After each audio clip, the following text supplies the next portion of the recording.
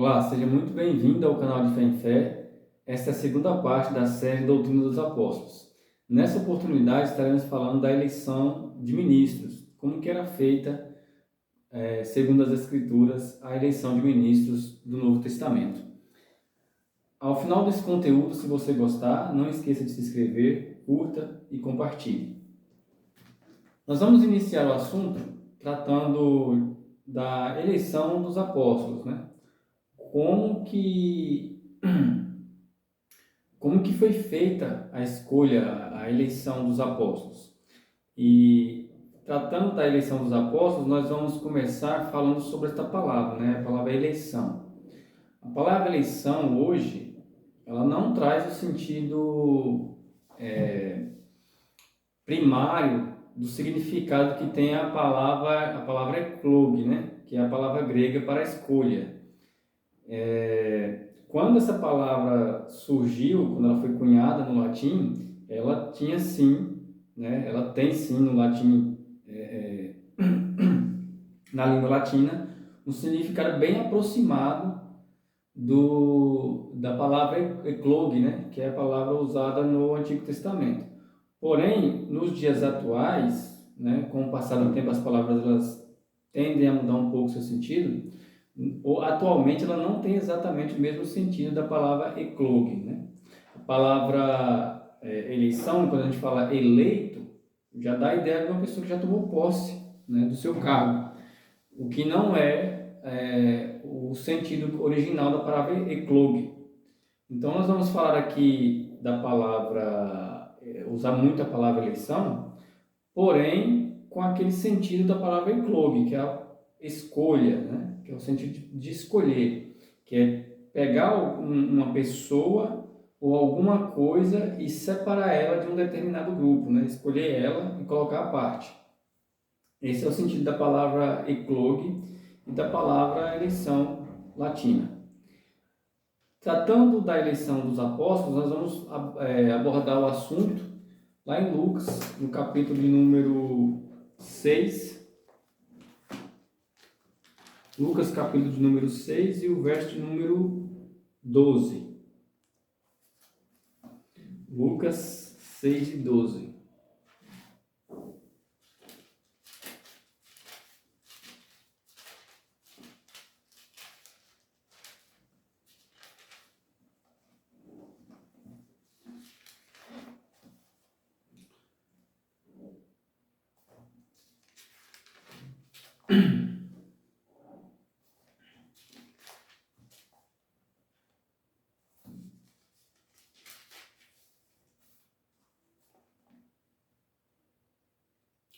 E aconteceu que naqueles dias saiu ao monte a orar, e passou a noite em oração a Deus. E quando já era dia, chamou a si os seus discípulos, e escolheu 12 deles, a quem também deu o nome de apóstolos.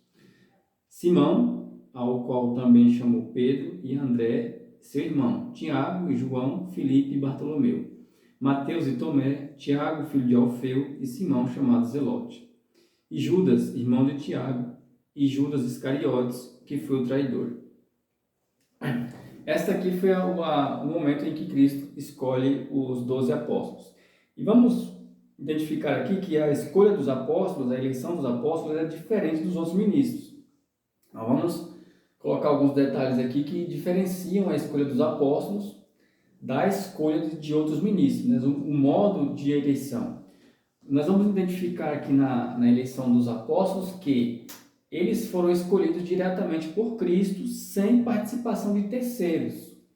Não havia ali um grupo de pessoas ainda que formasse uma assembleia, uma igreja, que pudesse opinar sobre o assunto e talvez fazer algum tipo de votação. Então, os apóstolos foram escolhidos único e exclusivamente pelo voto de Cristo, pela escolha de Cristo.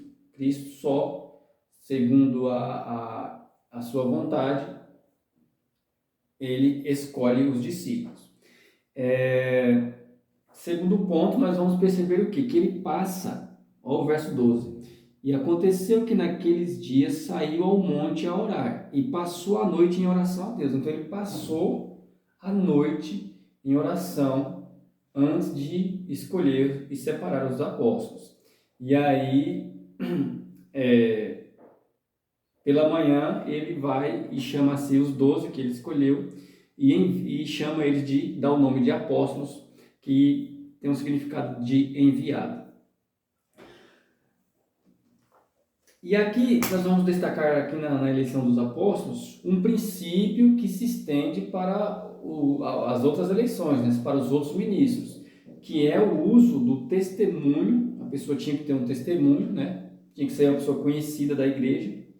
A pessoa, o ministro tinha que fazer parte da comunidade em que ele vivia, né? Não podia ser um estranho de outras regiões, de outros lugares. No caso do bispo, ele tinha que ser alguém da comunidade, alguém próximo, do qual a igreja conhecia, podia dar testemunho. E nós vamos ver o voto da igreja, né? Então tem o voto, o testemunho e a oração. Voto, testemunho e oração. Esses são os três meios aqui que nós vamos dar bastante ênfase neles, que é o uso das Escrituras no caso da eleição de ministros do Novo Testamento. A eleição de Matias, vamos falar também um pouco da eleição de Matias. Tem aqui a eleição dos 12, que Cristo escolheu, vamos falar um pouco da eleição de Matias. Judas, ele morre, né? Ele se enforca.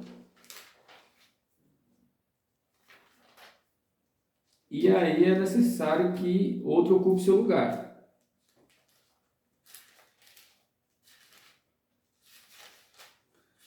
Atos dos Apóstolos, capítulo de número 1, a partir do verso 15.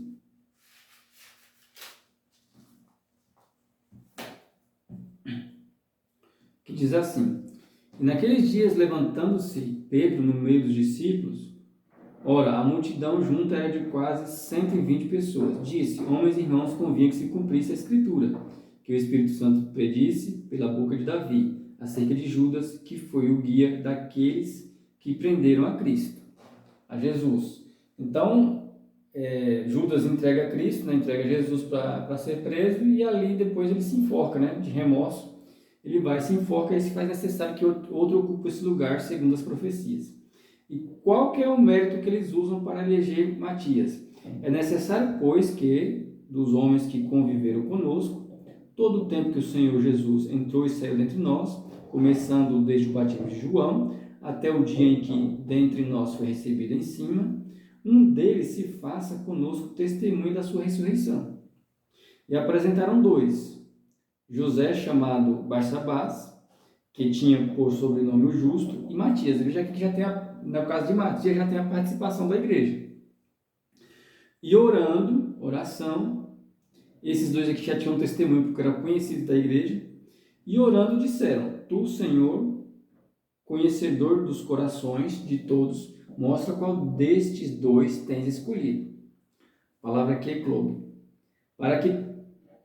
Para que tome posse neste ministério apostolado, do que Judas se desviou para ir para o seu próprio lugar. E lançando-lhe sorte, caiu a sorte sobre Matias. E por voto comum, aceitação comum, e por voto comum foi contado com os 11 apóstolos. Então aqui nós vemos a eleição de Matias.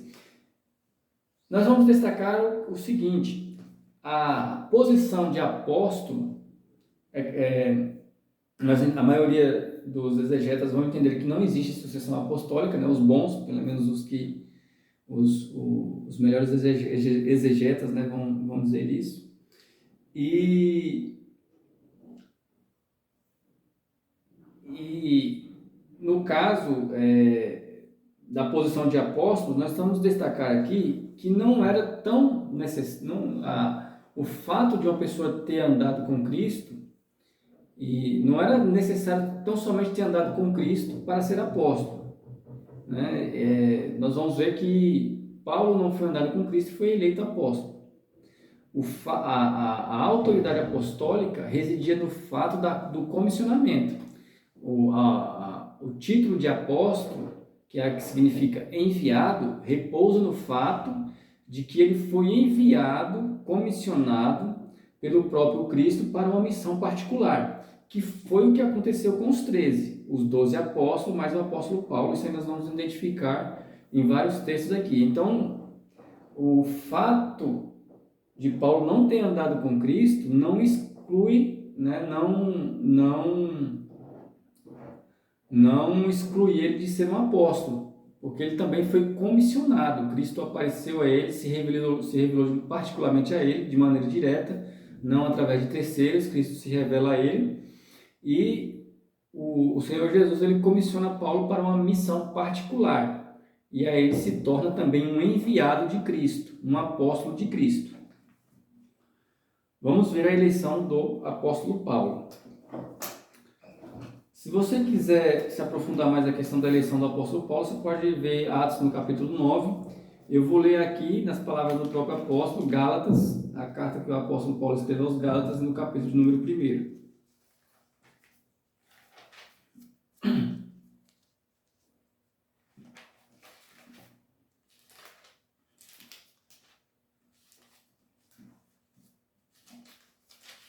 Capítulo 1 e o verso número 11, que diz assim: Mas faço-vos saber, irmãos, que o evangelho que por mim foi anunciado não é segundo os homens, porque não recebi nem aprendi de homem algum, mas pela revelação de Cristo. Então o próprio Cristo revelou o evangelho a Paulo. Porque já ouviste qual foi antigamente a minha conduta no judaísmo, como sobremaneira perseguia a igreja de Deus e a assolava. E na minha nação excedia em judaísmo a muitos da minha idade, sendo extremamente zeloso das tradições de meus pais. Mas quando aprouve a Deus, que desde o ventre de minha mãe me separou e me chamou pela sua graça, revelasse seu Filho em mim, para que eu pregasse entre os gentios, imediatamente não consultei a carne nem o sangue. Então, nesse texto aqui fica claro, fica bem óbvio que Paulo foi comissionado pelo próprio Deus, né? Foi enviado pelo próprio Deus para esse propósito. Nem tornei a Jerusalém a ter com os que já antes de mim eram apóstolos enviados, mas parti para a Arábia e voltei outra vez a Damasco.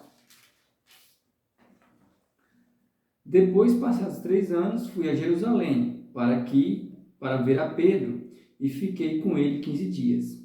E não vi a nenhum outro dos apóstolos, senão a Tiago, irmão do Senhor. Ora, acerca do que vos escrevo, eis que diante de Deus testifico, não minto. Depois fui para as partes da Síria e da Cilícia, e não era conhecido de vista das igrejas da Judéia, que estavam em Cristo. Mas somente tinha ouvido dizer: aquele que já nos perseguiu anuncia agora a fé que antes destruía, e glorificavam a Deus a respeito de mim. E aí você pode seguir o capítulo 1, capítulo 2, e ler até o verso número 10, né? Que aí Paulo dá detalhes de como ele foi comissionado, de como ele foi enviado por Deus, por Cristo, para ser um apóstolo, para ser ministro do evangelho entre os gentios. Então nós vamos aqui no capítulo 9 de Atos dos Apóstolos, registra como Paulo foi chamado, como foi separado para o Evangelho de Deus. Então nós temos aqui a eleição dos apóstolos. Então, nós vamos enfatizar aqui que não há sucessão apostólica, né? Não há sucessão apostólica. E o que que caracterizou o título de apóstolos nos 12 e mais no apóstolo Paulo? Foi o fato de eles terem sido comissionados diretamente por Deus, por Cristo, e os sinais que acompanhavam eles testificavam deste envio, desta missão que Cristo lhes outorgou. Agora nós vamos passar adiante, tratando da eleição dos diáconos, né? Como que é separado um diácono segundo as Escrituras. Vamos acompanhar Atos, capítulo número 6.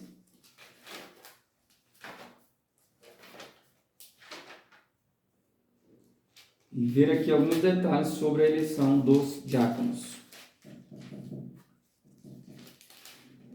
E E aqui, mais uma vez, nós vamos destacar o quê? Nós vamos identificar aqui o voto comum da igreja, nós vamos identificar o testemunho, que eles eram conhecidos da igreja de vista, e a oração, né? Então, como que era eleito um ministro? Como que é eleito um ministro no Novo Testamento, segundo as Escrituras?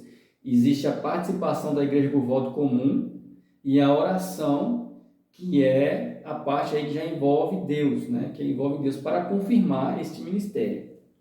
Então, no caso de ministros, no caso dos apóstolos foi o próprio Deus, sem participação de ninguém que os escolheu. No caso da igreja, de outros ministros, como o diácono, o bispo, o evangelista, é necessária a participação da igreja.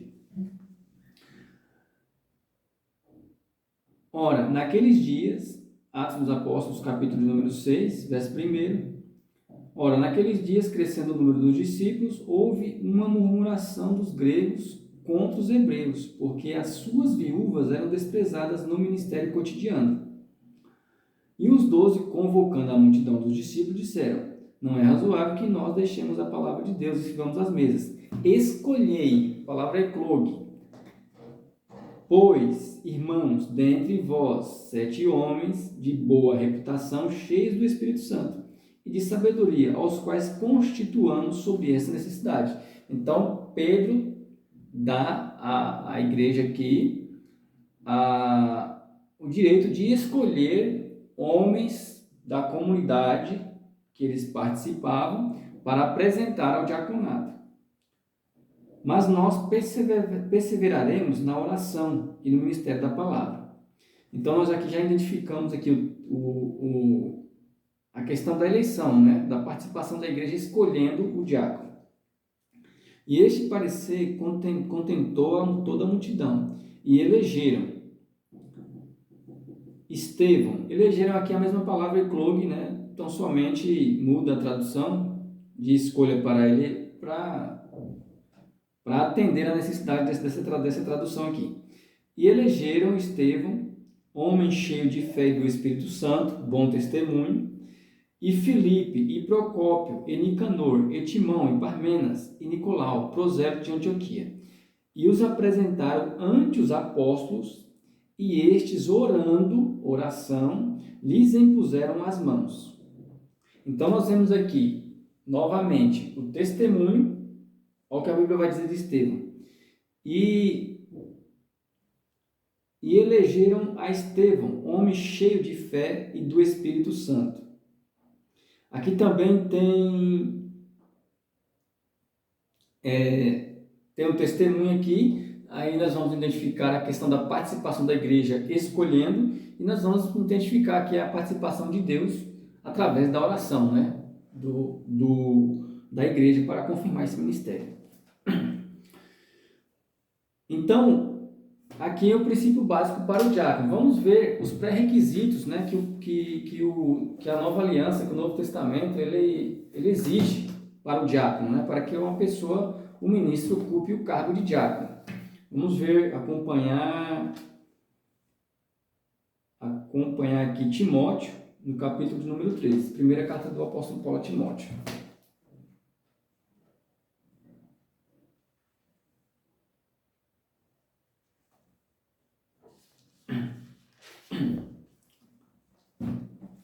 E o verso de número 8. Da mesma sorte, os diáconos sejam honestos, não de língua dobre, não dado a muito vinho, não cobiçoso de torpe ganância.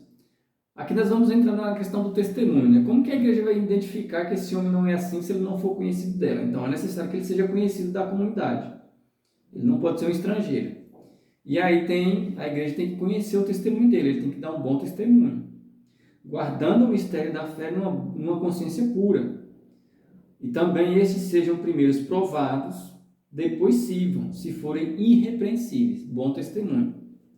Da mesma sorte as esposas, sejam honestas, não maldizentes, sóbrias e fiéis em tudo.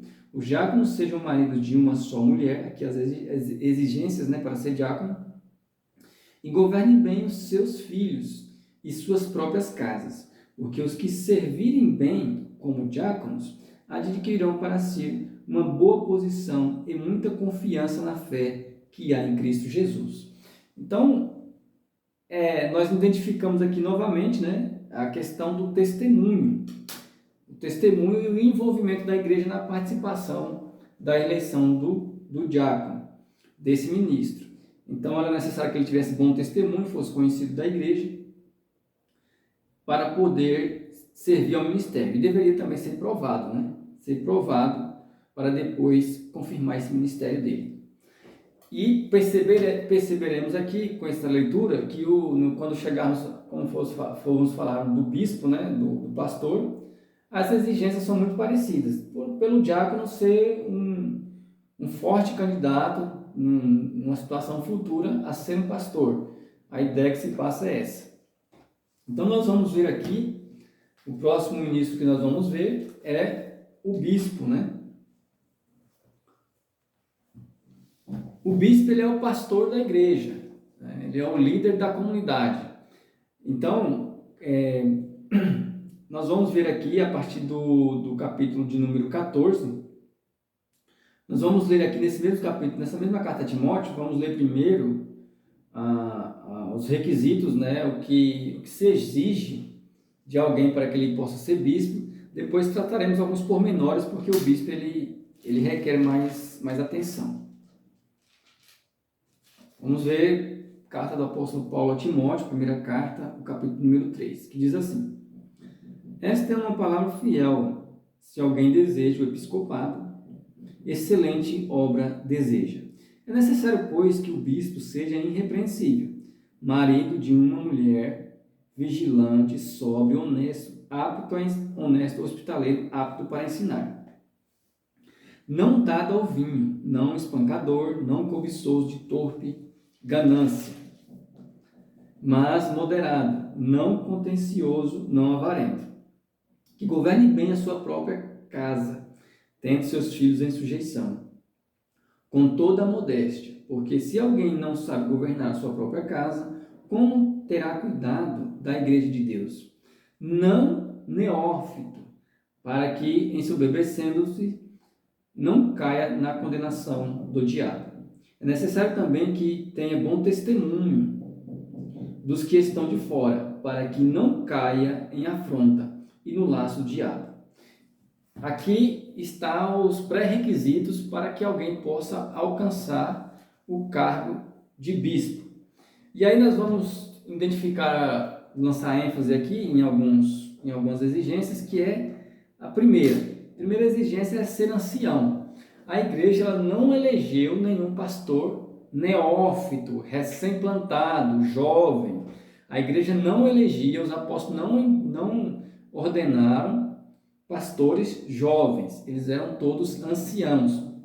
Este é o significado da palavra presbíteros, a palavra grega para ancião. Então, todos os pastores que governavam as congregações, eles eram presbíteros, anciãos. Essa era a primeira exigência. A segunda exigência é casado, né? Ele tinha que ser casado, ter a sua casa em ordem, para que alcançasse bom testemunho. Ser da mesma comunidade, né? Ele deveria. Por que ele tinha que ser da mesma comunidade? Porque era a própria comunidade que elege o bispo. A igreja, a ordenação de bispo a ordenação do pastor é feita com a participação da igreja. Então, é lançado o voto comum da igreja e aí depois a oração. Então, é necessária a participação da igreja na eleição do bispo. Por isso que há uma exigência aqui de testemunho, né? A igreja dá o testemunho, elege e depois apresenta a Deus para que ele sirva o ministério. Vamos identificar isso lá em Atos dos Apóstolos, né? Essas duas coisas aqui. Primeiro vamos identificar a questão da participação da igreja na eleição dos bispos, dos pastores.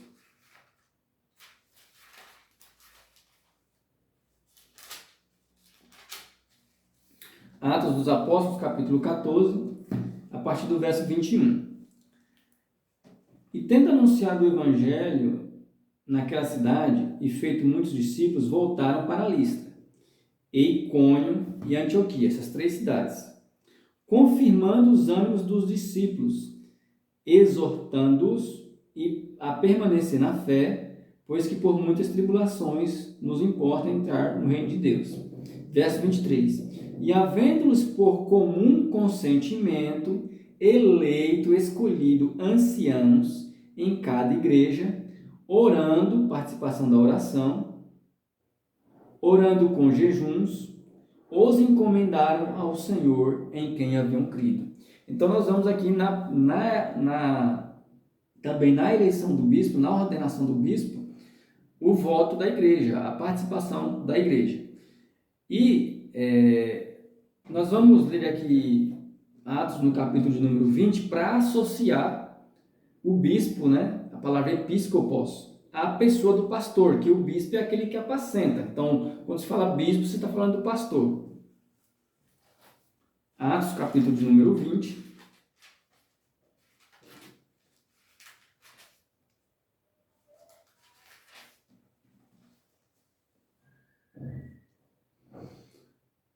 A partir do verso 26 eu vou ler. Atos 20, 26. Que diz assim: Portanto, no dia de hoje vos protesto, que estou limpo do sangue de todos, porque nunca deixei de vos anunciar todo o conselho de Deus.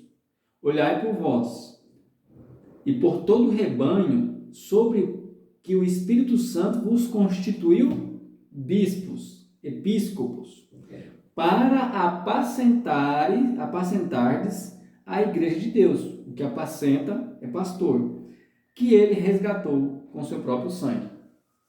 Também aqui no verso 17, nós vamos confirmar que todos eles eram anciãos, presbíteros. Vamos ver aqui a partir do verso de número 17, que Paulo, ele de Mileto, manda chamar os anciãos da cidade de Éfeso para ir se encontrar com ele. Verso 17 diz assim: E de Mileto mandou a Éfeso a chamar os anciãos da igreja, os presbíteros. Então, aqui no verso 17, nós vamos ver que eles eram todos anciãos. Esses que Paulo identifica como bispos, né? Então, aqui nós temos aqui alguns pormenores da eleição do bispo. E para confirmar essa associação, vamos lá ler a carta do apóstolo Paulo aos Efésios, no capítulo 4, onde nós temos aqui o quadro de ministros, né? Nós temos aqui basicamente 4 atualmente. Nós vamos ler a partir do verso número 11, que diz assim: E ele mesmo deu uns para apóstolos, e outros para profetas, e outros para evangelistas, e outros para pastores e doutores. Nós temos aqui profetas, evangelistas, pastores e doutores. O profeta nós vamos deixar para tratar quando nós estivermos falando dos dons espirituais. Nesse vídeo em particular, nós vamos tratar dos 3 aqui, que são os evangelistas, os doutores e os pastores. Pastores aqui é o bispo, os bispos, né? Os episcopos das congregações, das igrejas, das comunidades que eles apacentavam. Então, este aqui é o bispo. Vamos tratar outro pormenor aqui a respeito do campo de atuação. Isso aqui é muito importante. Qual que era o campo de atuação do bispo? O campo de atuação dele era a congregação local, que era composta por aqueles membros que haviam eleito ele na sua comunidade para que ele fizesse a administração daquela igreja. Poderia haver, né, como pode haver, mais de um bispo em uma cidade, como era o caso da cidade de Colossos, né, de Filipos. Vamos ver aqui a cidade de Filipos. Filipenses,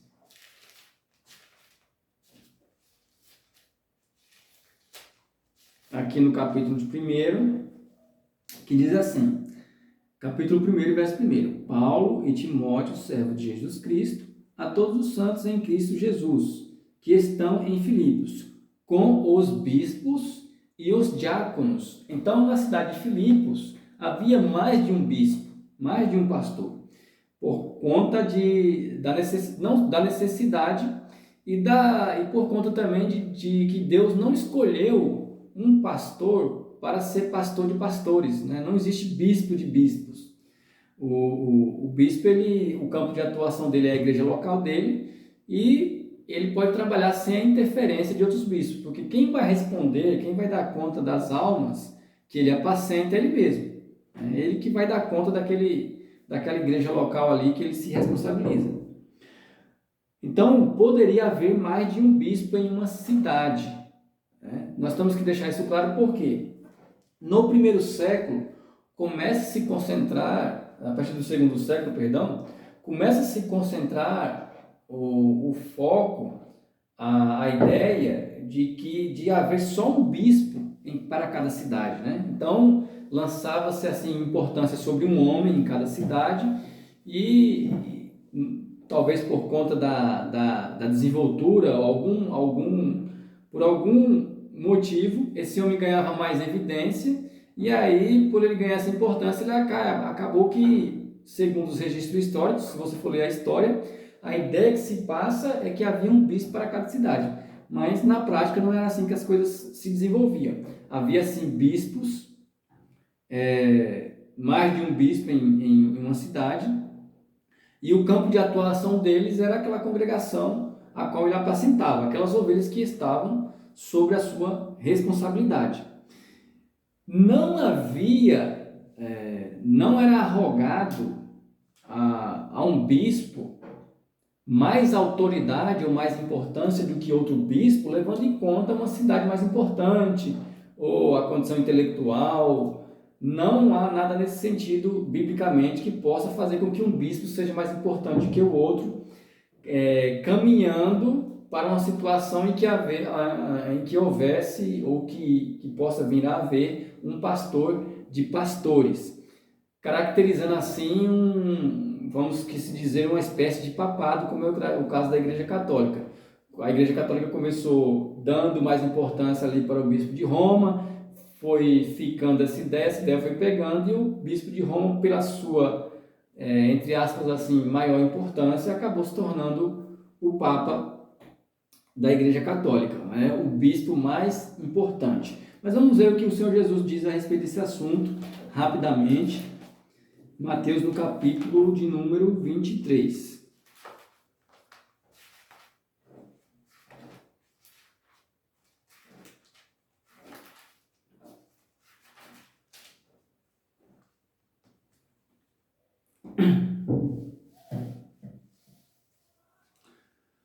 Que diz assim: vós, porém, não sejais chamados rabi, porque um só é o vosso mestre, a saber, o Cristo, e todos vós sois irmãos.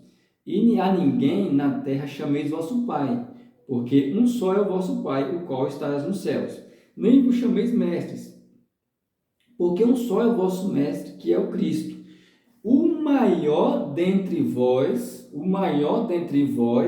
será vosso servo. E o que a si mesmo se exaltar será humilhado, e o que a si mesmo se humilhar será exaltado. Então, no caso de bispo, não existe bispo de bispos, pastor de pastores. Cada bispo vai responder, vai dar conta das almas que apacenta de maneira particular. Vamos aqui mais adiante.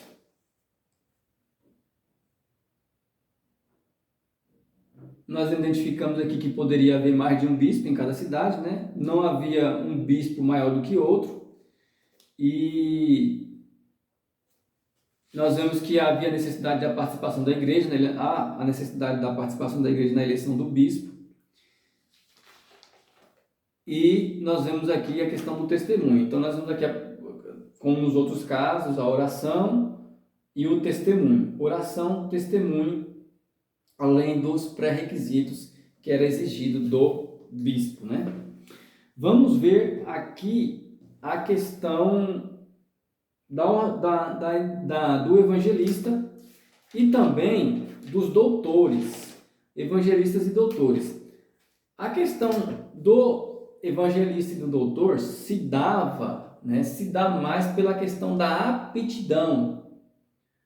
É identificado uma aptidão no candidato, como uma das aptidões é o que? É o conhecimento, o bom manejo da palavra, como era o caso de Timóteo, como era o caso de Apolo, como era o caso de Barnabé, como era o caso de Filipe. Então, o evangelista e o doutor, ele tem que ter o que? Aptidão. Ele tem que ser, no caso do doutor, tem que ser intelectual, um sujeito intelectual que entenda bem a questão das letras.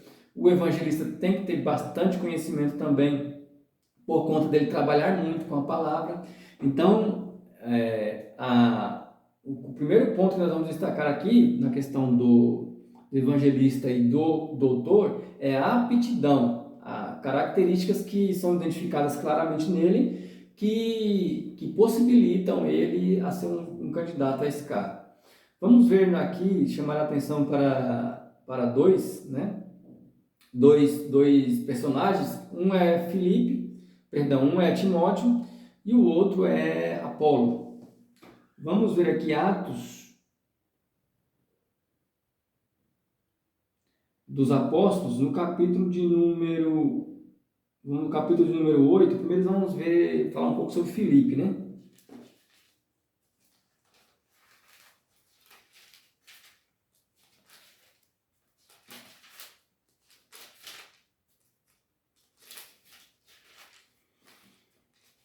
O ministério de Filipe. Tem algumas coisas interessantes aqui no ministério de Filipe que nós precisamos identificar. Capítulo de número 8.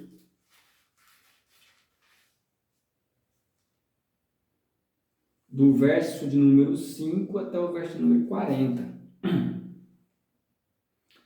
E descendo Filipe à cidade de Samaria, lhes pregava Cristo. E as multidões unanimemente prestavam atenção ao que Filipe dizia, porque ouviam e viam os sinais que ele fazia, pois que os espíritos imundos saíam de muitos que os tinham, clamando em alta voz. E muitos paralíticos e coxos eram curados, e havia grande alegria naquela cidade. Uma das coisas que nós vamos destacar aqui na questão de Filipe é o quê? Que o evangelista ele não fica imóvel em uma localidade. Isso não é próprio do evangelista. Por isso que a posição, o cargo de evangelista, ele difere do cargo de pastor. O cargo de pastor, ele não se identifica com o do evangelista. O pastor, ele apacenta a igreja local, cuida daqueles irmãos ali, de uma igreja particular. O evangelista, ele circula várias igrejas, várias localidades, fazendo a proclamação e o ensino do evangelho, fortalecendo as igrejas. Verso 9. E estava ali um certo homem chamado Simão, que anteriormente exercera naquela cidade a arte mágica, e tinha iludido o povo de Samaria, dizendo que era um grande personagem, ao qual todos atendiam, desde o menor até o maior, dizendo: este é o grande poder de Deus. E atendiam-no porque já desde muito tempo os havia iludido com artes mágicas. Mas como crescem em Filipe, que lhes pregava acerca do reino de Deus e do nome de Jesus Cristo, se batizavam tanto os homens como as mulheres. E creu até o próprio Simão, e sendo batizado, ficou de contínuo com Filipe. E vendo os sinais e as grandes maravilhas que se faziam, estava atônito. Veja, era operado por Filipe grandes sinais e maravilhas, confirmando Deus assim a palavra de Filipe, né? Então aquilo que saía da boca de Filipe era confirmado pelo poder de Deus. Então não bastava só a aptidão, era necessário que Deus operasse através do evangelista, né? Confirmando assim o seu ministério. Os apóstolos, pois, que estavam em Jerusalém, ouvindo que Samaria recebera a palavra de Deus, enviaram para lá Pedro e João, os quais, tendo descido, oraram por eles para que recebessem o Espírito Santo. Porque sobre nenhum deles tinha ainda descido, mas somente eram batizados em nome do Senhor Jesus. Então, Então, aqui nós vamos um breve relato do ministério de Filipe, né? E aí nós vamos ver também a questão do conhecimento que Filipe tinha, né? Filipe, ele, ele é chamado por Deus para ir encontrar o eunuco, né? E vamos ver aqui o relato bíblico.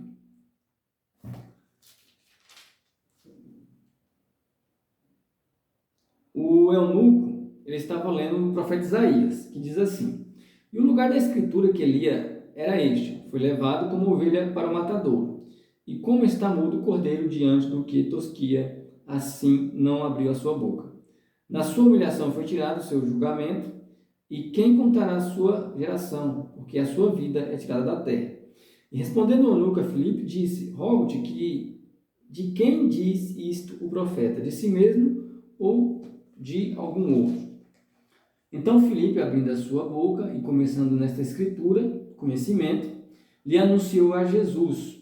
E indo eles caminhando, chegaram a uma certa água e disse o eunuco: eis aqui a água, que me impede de ser batizado? Então nós vemos aqui a aptidão de Filipe, de várias formas, né? Nós vamos ver o desenvolvimento do ministério dele, e tanto pela pregação como por sinais que Deus operava através de Filipe. E nós vamos ver aqui que Filipe era um dos 7. Então, ele, além de ter sido ordenado para cuidar das mesas, para servir, ele também exercia o cargo de evangelista, evangelizando naquelas regiões ali.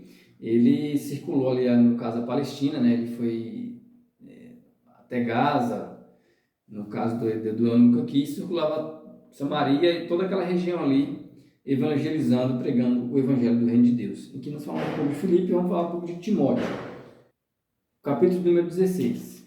Vamos falar de Timóteo.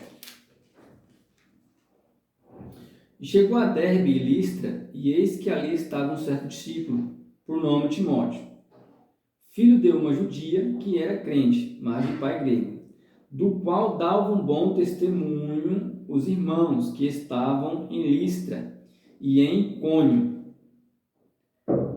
Paulo quis que fosse com ele, e tomando, o circuncidou, por causa dos judeus que estavam naqueles lugares, porque todos sabiam que seu pai era grego. Então nós vemos aqui o momento em que Paulo chama Timóteo para o ministério, para acompanhar ele nas suas viagens, para dar início ali ao ministério de Timóteo.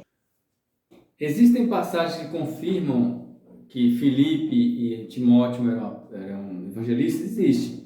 Vamos aqui confirmar essas duas passagens. Atos capítulo 21 e o verso número 8, Filipe.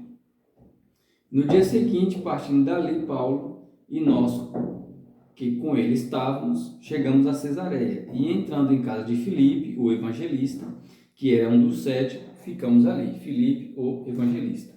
Aí nós temos aqui, segunda carta de Timóteo, capítulo 4, verso 5, que diz assim: mas tu, sê sóbrio em tudo, sofre as aflições, faz a obra de um evangelista, cumpre o teu ministério. Então aqui se confirma que Timóteo era um evangelista. E nós temos aqui, vamos falar um pouco também sobre Apolo, que ele era doutor, né? Apolo era doutor. Antes do capítulo de número 13, vamos falar de Apolo. Vamos falar primeiro aqui da igreja de Antioquia, né? Quais eram os ministros que estavam lá. Depois nós falamos de Apolo. E na igreja de Antioquia, e na igreja que estava em Antioquia, havia alguns profetas e doutores, a saber, Barnabé e Simão, chamado Níger, e Lúcio Cirineu, e Manaém, que fora criado com Herodes, o tetrarca. E, servindo eles ao Senhor, e jejuando, disse o Espírito Santo: apartai-me a Barnabé e a Saulo, para a obra que vos tenho chamado. Então, jejuando e orando, e pondo sobre eles as mãos, os despediram. Então, havia ali profetas e doutores, né? Capítulo de número 18.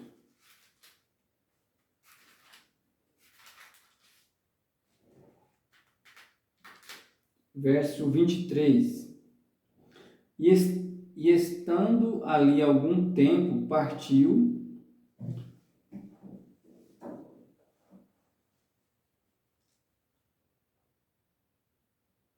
passando sucessivamente pela província da Galácia e da Frígia, confirmando a todos os discípulos. E chegou a Éfeso um certo judeu chamado Apolo, natural de Alexandria, homem eloquente e poderoso nas Escrituras. Este era instruído no caminho do Senhor e fervoroso de espírito. Falava e ensinava diligentemente as coisas do Senhor, conhecendo somente o batismo de João. Então nós vemos aqui um personagem que era doutor, que é o Apolo, né? Que ele trabalhava circulando as igrejas, disseminando, né, mais conhecimento. Essa era a função do doutor, né? Fortalecer as igrejas no conhecimento. Pegar aquele intelecto, aquele conhecimento acadêmico que ele tem, o seu conhecimento bíblico, teológico, e passar para as igrejas as quantas lhe forem possíveis, né? Esse era o trabalho de um doutor, né? É o trabalho de um doutor, é o que nós vemos aqui, identificamos no Apolo. Então nós vemos aqui, né? Nós vamos encerrar, o vídeo já está muito grande, muitas informações acerca da eleição dos ministros, e aqui nós vamos dar um breve resumo, enfatizando o seguinte: o ministro que não é eleito conforme diz as Escrituras, conforme foi determinado pelos apóstolos, identificando aqui pela doutrina dos apóstolos, e o ministro que não é eleito, que não é ordenado, segundo este evangelho aqui, qual que é a condição dele? A condição dele é ilegal. Se ele não é eleito conforme as Escrituras, ele está ocupando o ofício de maneira ilegal. Também vamos identificar o que? Não existe pastor itinerante. Ele não pode ser pastor e itinerante ao mesmo tempo. Ou ele é pastor, ou ele é evangelista. Ou ele cuida da igreja, ou ele circula as igrejas e as localidades pregando o evangelho. Ele tem que escolher. Não tem como um pastor cuidar da sua igreja e ao mesmo tempo ser um evangelista. Então não pode ser ao mesmo tempo evangelista itinerante, ou pastor e itinerante. Ele tem que escolher entre os dois. E para o último, aqui nós vamos identificar, vamos falar a respeito da remuneração. Existe recomendação para a remuneração de ministros no Novo Testamento? Existe. As regras básicas aqui que nós vamos usar estão lá vamos ver aqui,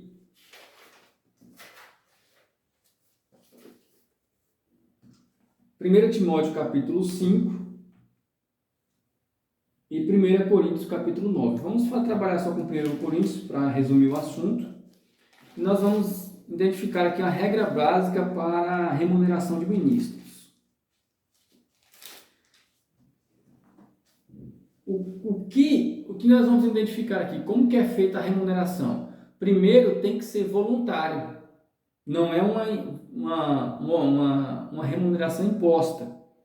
Então, o ideal é o quê? Que aí cada localidade, cada comunidade delibere em conselho a igreja e veja como que vai ser feita a remuneração ou não de tal ministro, né? Do ministro da localidade, do evangelista, do doutor, do pastor. Isso aí, o ideal é que seja deliberado na congregação, na comunidade que ele faz parte. A comunidade que ele faz parte vai deliberar em conselho e isso aí cada igreja vai determinar da maneira que achar melhor. Enfatizando aqui, eu só vou enfatizar aqui apenas o fato de que tem que ser voluntário, como sempre, a contribuição da igreja é voluntária e não pode haver uma imposição por parte do ministro, né? Paulo recomenda sim que sejam remunerados, né, sejam reconhecidos, honrados os ministros que trabalham na palavra, no evangelho. Porém, ele também aconselha os ministros a não serem totalmente dependentes da igreja, né, para que eles venham a dar o exemplo também, um bom testemunho. Vamos ver as duas questões aqui, que é o testemunho do ministro, né, e não se colocar 100% dependente da igreja, e a questão da voluntariedade que tem que haver da igreja em fazer aí a remuneração dos ministros.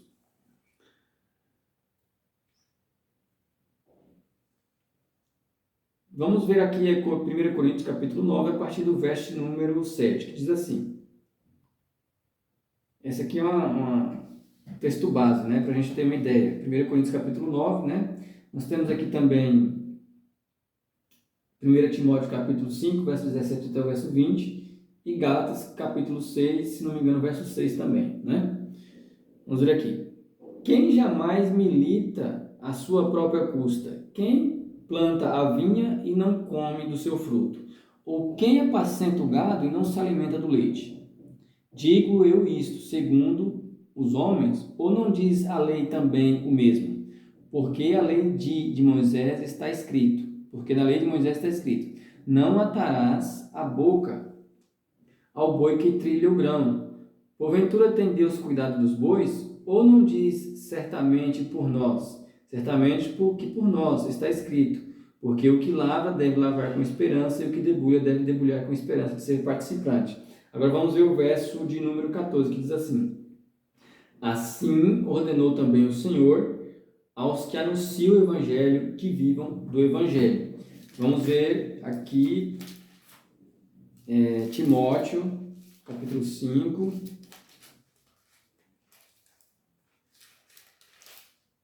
Primeiro Timóteo, capítulo 5, verso 17, que diz assim: Os presbíteros que governam sejam bem estimados por dignos de duplicada honra, principalmente os que trabalham na palavra e na doutrina. Porque diz as Escrituras, não ligarás, a mesma passagem ele cita, a boca ao boi que debulha. E aqui ele cita a ordenança do Senhor com respeito à remuneração dos ministros. E digno é o obreiro do seu salário. Né? Verso 18. Gálatas. Último verso aqui, Gálatas, capítulo 6.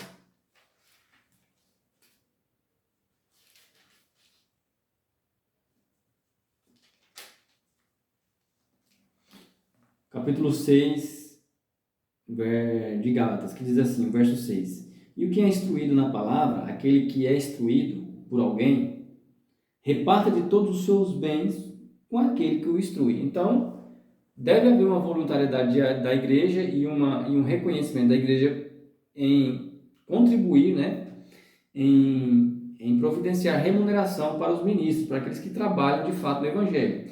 Agora vejamos, a igreja tem que honrar e remunerar os seus ministros, porém sem que haja isso abuso, né, por parte dos ministros. Tem que ser uma coisa voluntária e deliberada, como já disse aqui, em cada igreja, e cada igreja vai tratar do assunto da melhor forma que achar melhor, da forma que achar melhor, né? E aí Paulo dá um conselho, né, que é bom para os ministros, para que eles não sejam dependentes 100% da igreja, né? Que não haja, por parte dos ministros abusos. Essa é a recomendação do apóstolo Paulo. No capítulo de número 20, que diz assim, verso 33. De ninguém cobicei a prata, nem ouro, nem o vestuário. Sim, vós mesmos sabeis que para o que era necessário, e a mim e aos que comigo estão, essas mãos me serviram.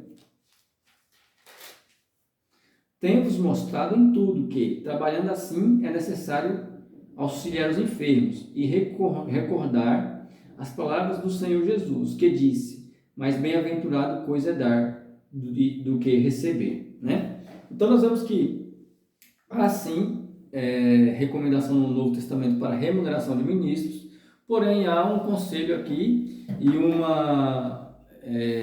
também uma recomendação aos ministros que eles sejam honestos, íntegros, né? Que não abusem desse poder que eles têm sobre o Evangelho, né? Que não abusem dessa posição para ficarem ricos, né? Para usar do Evangelho como se fosse negócio ou meio de obter lucros, né? Existe uma diferença entre sustento, né? Que cabe à igreja sustentar, remunerar os seus ministros de acordo com as suas necessidades, e abusos, né? Abusos que aí não devem ser tolerados.